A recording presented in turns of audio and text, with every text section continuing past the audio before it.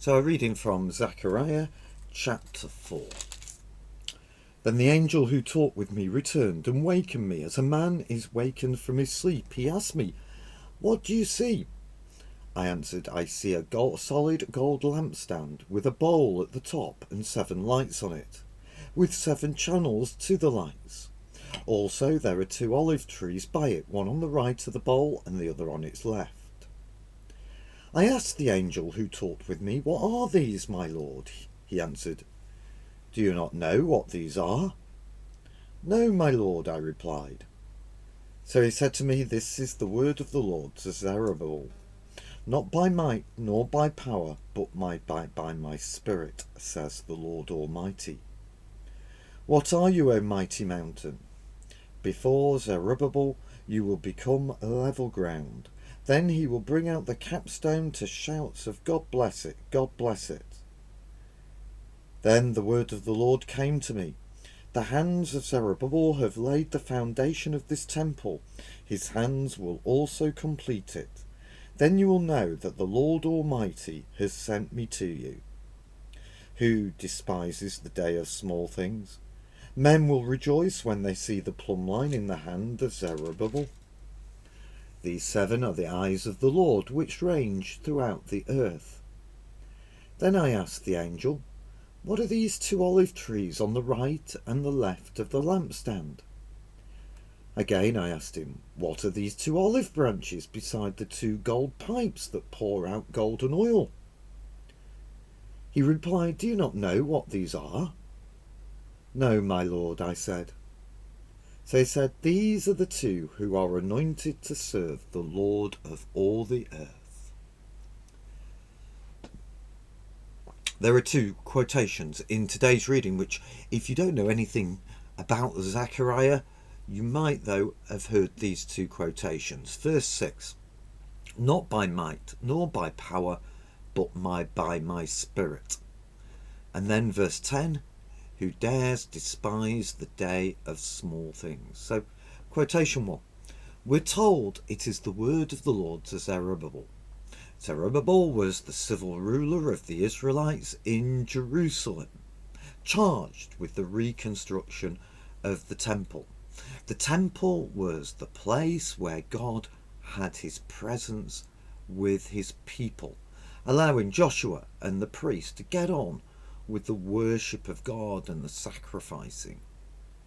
We know that Jerusalem is in ruins, and it may have seemed a hopeless task, opposition's mounting. But the success of the temple project doesn't depend on Zechariah or Zerubbabel, but on God's Spirit. Now that doesn't mean that Zerubbabel can sit back and be passive, allowing God to get on with it. Verse 9, his own hands are going to actually have to do the work.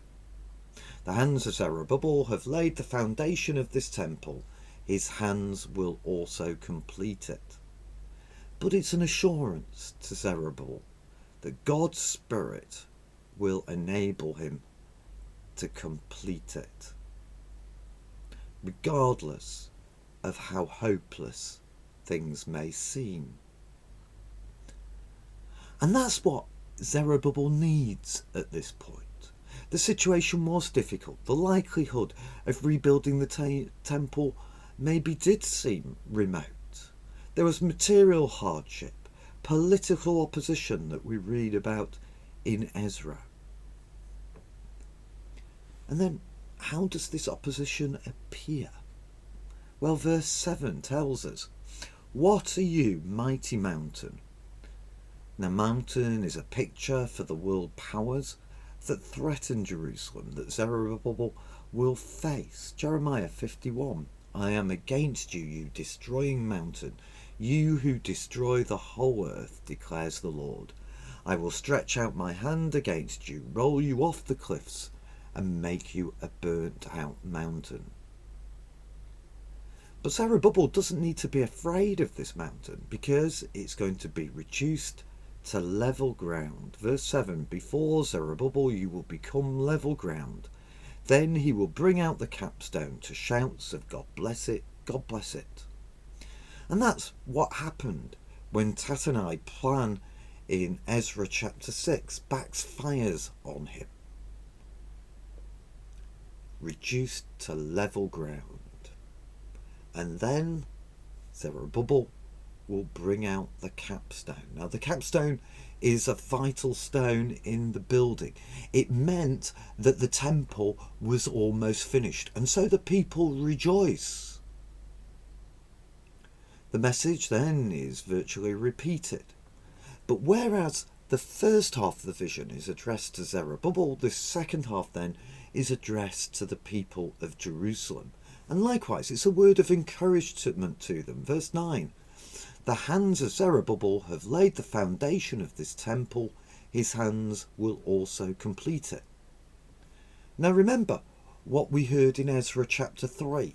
People had started moaning that Zerubbabel's building wasn't going to be as grand or the same size as Solomon's temple. They were saying the past was a lot better than what you're trying to do. And that's where we get our second famous verse. Who dares despise the day of small things? Something Haggai also picked up. Who of you is left who saw this house in its former glory? How does it look to you now? Does it not seem to you like nothing? So God again is reminding the people the temple will be finished and they will rejoice as the capstone is brought out. So the first 5 verses of the chapter describe the vision that Zechariah receives. It's about a lampstand. The lampstand represents the temple, which we've heard is to be completed. But what's the business about the light? Well, jump forward to the second half of verse 10. It tells us, they are the eyes of the Lord. The lampstand is the temple. The lights represent God's presence in the temple, and they symbolize the all-seeing presence of God. Now think for a moment about the relationships between the different items. The lampstand allows you to have lights, so the temple allows for the presence of God with the people. God will be present with them because of the temple, but the temple itself is not the presence of God. And then Zechariah asks about the olive trees. These stand either side of the lampstand and have 2 gold pipes with golden oil pouring. The oil pours into a bowl, which then supplies the lamps on the lampstands. Now the angel interprets this for Zechariah, but our English translations get it wrong. Verse 14, these are the 2 who are anointed to serve the Lord of all the earth. Now that makes it sound as if they are receiving the oil and the anointing. But it's clear from verse 12, what are these 2 olive branches beside the 2 gold pipes that pour out golden oil? That's, they pour out oil rather than receive it. So the flow is the opposite way to what our English translations suggest. And it's saying that these 2 serve the Lord of all the earth, we read. And again, there's a translation error here. A more literal translation would read, stand before the Lord. And that's a saying or phrase which means serving the Lord. It's used in Deuteronomy chapter 18. It's also used in chapter 3 verse 7 to describe Joshua the high priest. He serves the Lord in his role as high priest. So we have Zerubbabel the builder Joshua the priest, both described as serving the Lord. But how do they serve the Lord? Well, the temple is the lampstand. So these two serve the Lord by their service to the temple. Zerubbabel provides oil by his construction work, and Joshua provides oil through his work as high priest. So the vision of the sons of oil supplying oil to the lampstand shows the temple working properly through the work of Zerubbabel and Joshua. And for the people of the time, with physically the temple in ruins around them, this would be amazing. God is going to return to live with his people in Jerusalem in a rebuilt temple. He will be in the midst of his people, and that temple will function properly. A message of assurance to the people, delivered twice. The temple will be rebuilt. Now, that's what it might have meant to the people of Zechariah's time. But how about us?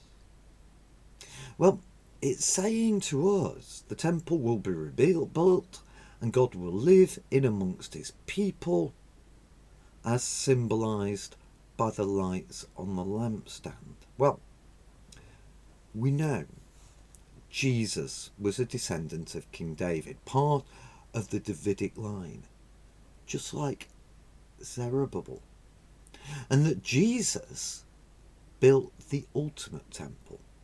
And this temple, though, wasn't a physical temple, a different kind of temple. Jesus answered them, "Destroy this temple and I will raise it again in 3 days." They replied, "It's taken 46 years to build this temple and you're going to raise it in 3 days?" But the temple he had spoken of was his body. John chapter 2. Have a listen to John chapter 1. The Word became flesh and made his dwelling among us. Jesus' resurrected body is the place where God lives with his people. And so these promises made to Zechariah will find their ultimate fulfillment in Jesus. And when Zerubbabel is rebuilding the temple and his efforts look weak and pathetic, well, so it was with Jesus. Good Friday looked like a failure. But remember the promises here. God will do what he's promised to do. And so Jesus is the ultimate temple builder. His body, his resurrected body. But there's more, because Jesus is also the ultimate high priest. In Jesus, you see, as we saw in our last session, but in Jesus, you see, we have both of these roles combined into one. Jesus is the man who serves the Lord of the earth, who brings about the place where God lives amongst his peoples and enables God's people to draw near to God through the forgiveness of sins. Now, if this is about Jesus, it's also about us. God's new temple is Jesus' body. We are being rebuilt into a spiritual temple. We read in the letter to the Ephesians chapter 2, "And in him you two are being built together to become a dwelling in which God lives by his Spirit." You see, every one of us are part of this new temple that Jesus is building. But we're not passive, are we? 1 Peter chapter 2. "You also, like living stones, are being built into a spiritual house." We're living stones, but also, it goes on, to be a holy priesthood, offering spiritual sacrifices acceptable to God through Jesus Christ. We are those who serve in the temple, a holy priesthood. Our job, if you like, is to help draw others into this new temple by leading them to Jesus. And so the promises being made through Zechariah to Zerubbabel are promises to us as well. And as Zechariah was a word of encouragement to its original hearers to keep going with the work of temple building, knowing that by God's Spirit the work will be completed, it's a challenge for us to keep going with the hard work of temple building. And how do we do that? By sharing the good news of Jesus. We too are called to be servants and to build his temple, and not be discouraged when the church seems so small and insignificant, because we remember that God's way is not by might or by power. We might long for hordes to come through the church doors, but this reminds us that God's way is the way of small things, small, often unrewarding, outwardly unimpressive things, facing opposition and setbacks. But don't undervalue our part in it. Joshua and Zerubbabel, yes, they were human agents bringing about God's work. They were used at a certain point in time to bring about God's purposes and plans. Zechariah calls on each of us to serve the Lord, not giving up in the face of discouragement, but pressing on towards that day of final completion. Not by might, not by power, but by God's Spirit.